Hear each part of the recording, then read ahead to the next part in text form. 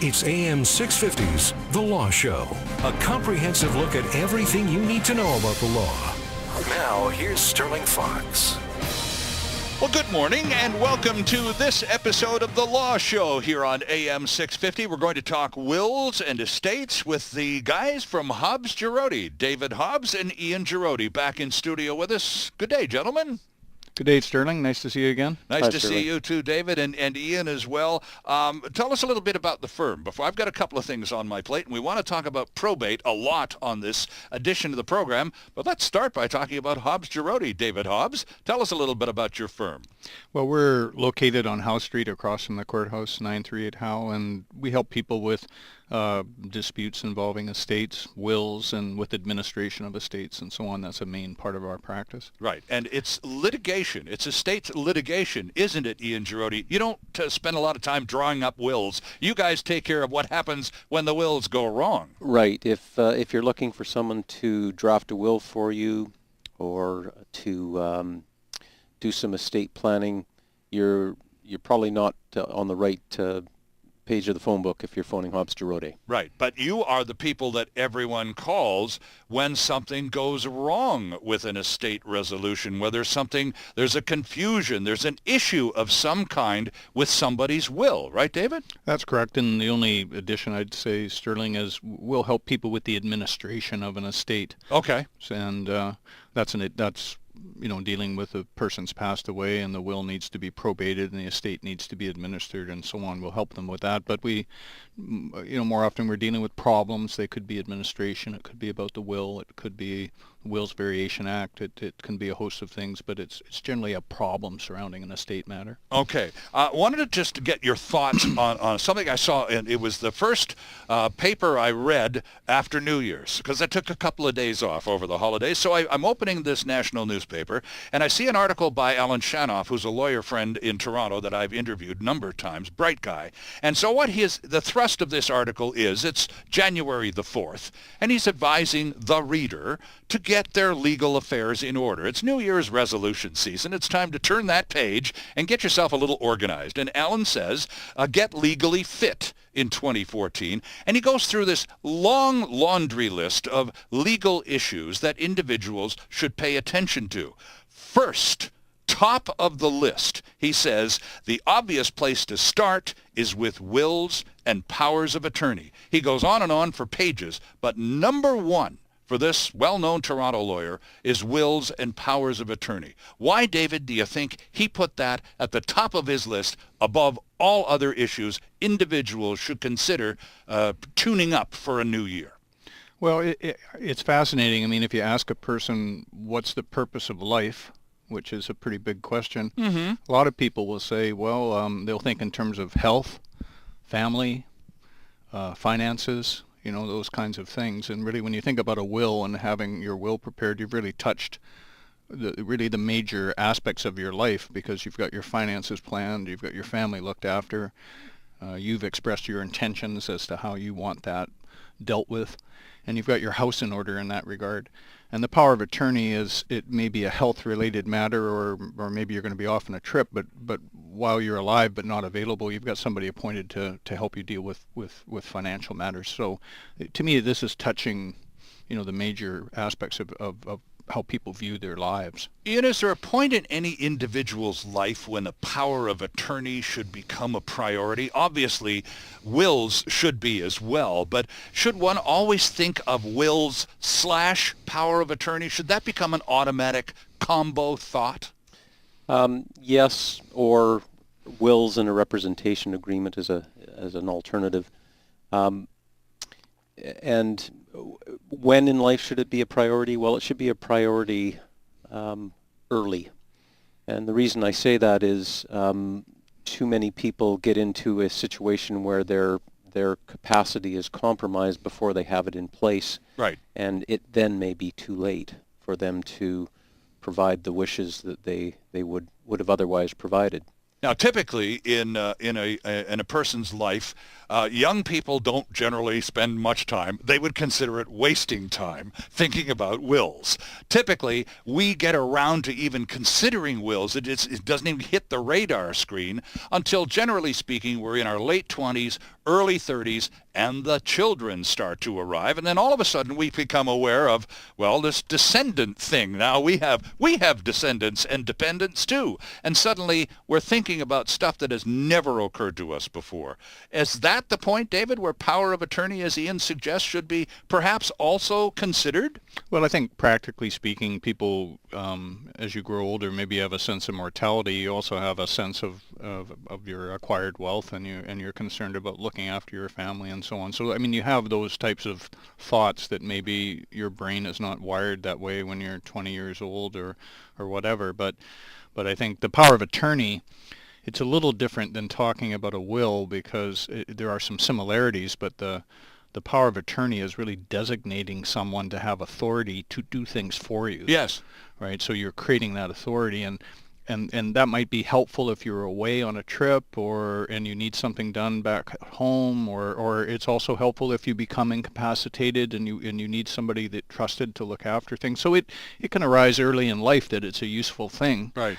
But in terms of thinking about planning succession and papering everything to make sure these things are looked after, I think that becomes, something you think more about once you have kids and you've got a bit of wealth, and you're starting to think about those kinds of things. Okay, now we talked about wills, and I've mentioned power of attorney, and Ian, you suggested something called, I said, should that become a combo thought, the whole matter of wills automatically and power of attorney, and you suggested, well, or a resolution agreement, or what was representation agreement. Right. What is that, and how does it differ from power of attorney? Well, generally speaking, powers of attorney deal with your financial affairs. Okay. It enables someone to effectively take over your financial affairs at your direction. They can be enduring, so that they can carry on once the person who granted the power is incapacitated. Right. A representation agreement is more broad-based. It deals with health decisions and personal life decisions as well. And the reality is we're now getting to the point with our medical technology and with the medical treatment available to us and so forth, that people can become incapacitated mentally, but be able to live for many years thereafter. Sure. And representation agreement allows a person's wishes to be respected after they've lost capacity. Okay. Through their representative. Okay, now let me give you an example. A 40-year-old guy, father of two, badly injured in a car accident, to the point where he can no longer work, he can no longer act on his own behalf. He doesn't have a power of attorney or the other representation. Thank you. He doesn't have either one of those. Which one would have applied most to that now incapacitated accident victim with a young family and a need to carry on? Well, I think that for the listeners' purposes, I think it's easiest to understand it as one's financial power of attorney and the other is more healthcare decisions and that sort of thing. And in this case, it's both, isn't it? Right. And what's more important? Well, I think from a practical point of view, just in terms of managing a person's assets and their money and their bank accounts and whether things need to be bought and sold or invested or whatever, well, you would want to have that power of attorney in place. And the representation agreement is healthcare, and it may be other personal things. It may be about their dog or about other personal things. So they're both important, but for different reasons, and it would be nice to have both. And if you had neither, then you're going to have to go to court and have a committee appointed. That was my next question, so thank you for jumping into that. Right, to get the court to imbue that person with the power that hasn't already been put in place by these documents. Oh, but there are means by which that can happen. This young wife and the two kids aren't high and dry then, Ian. There can be some assistance provided by the courts. There can. A representation agreement or a power of attorney is proactive. and frankly more cost efficient, because if you're now talking about having to make an application to the court, you're involving lawyers and doctors if you're dealing with medical mental issues. Sure, yeah. It can be expensive. Yeah. Okay. We told everyone we were going to talk about probates, but I read this terrific article, as I said, shortly after New Year's Day, and I was impressed that of this, as I said, laundry list of things that we ought to tidy up, legally speaking, in our lives. Number one was wills and power of attorney. So let's move on and talk about your area of expertise, which is the aftermath of the will and the disputes that arise from contested wills. I think, is that a safe way of describing Hobbs Giroday's primary activity, David? Sure, I think it's a safe way of looking at it. And all of this is based on a valid will. And so I guess when a person dies, the first thing that has to happen is, A, that it has to be determined that that person had a will in the first place, right, Ian? That's number one, isn't it? Right. Well, first of all, that the person had a valid will, and also that it's his or her last will. Okay. Because the last valid will is the will that is entitled at law to be proven, administered, and the gifts made pursuant to that will. And in the course of a lifetime, it is fairly common for a person or a couple to draft more than one will as their financial circumstances change, as their kids grow up, et cetera, et cetera. So the only will that stands up in court anytime is the last will. And I guess I'm using a cliche here, but didn't they used to call it the last will and testament of X, Y, and so? Right, but the last valid will. Ah. Because the last will that was made may be challenged due to a lack of capacity of the will maker to make it, a lack of compliance with the Wills Act formalities in terms of signatures and witnesses and so forth, or because it was brought about by the undue influence of someone. Mm-hmm. So there's various reasons why the last will might not be the will that's proven as the last will in terms of validity. All right. So, David, once we have, and I suppose there actually has to be a document, doesn't there? I mean, this somebody can't have dictated it and I memorized it all. There has to be evidence. There has to be an actual properly signed and witnessed and drafted will, right?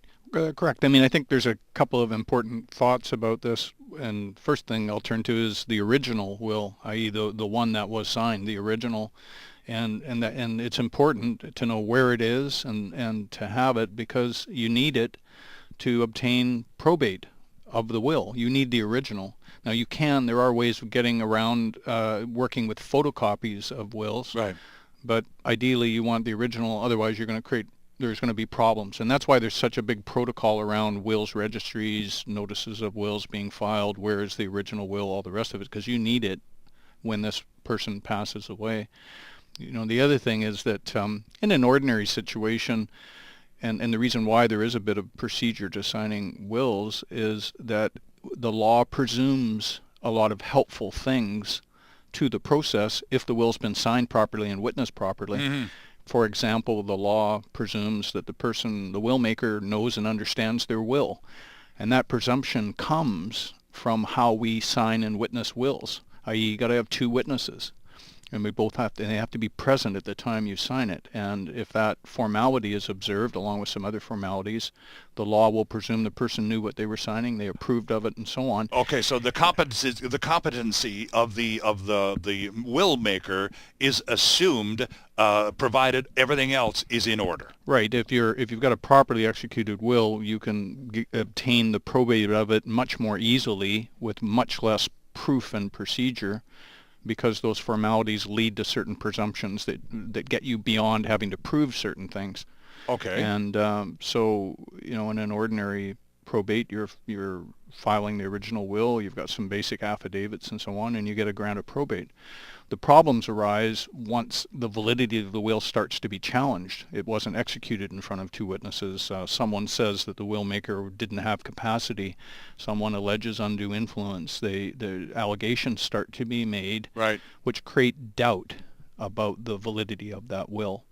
And that's what gets you into a probate action, and it can take various forms. Okay, we need to take a quick break here, but the whole matter of probate is a great spot to take the break, because when we come back, we'll really zoom in on the probate process and how it works and how to make sure it works properly if you're the person trying to get through all of this and design something in your estate planning that ultimately will not have the sort of dispute and doubt that our guests have referred to. Our guests are David Hobbs and Ian Giroday from Hobbs Giroday in Vancouver. This is The Law Show on AM 650, and we'll be right back.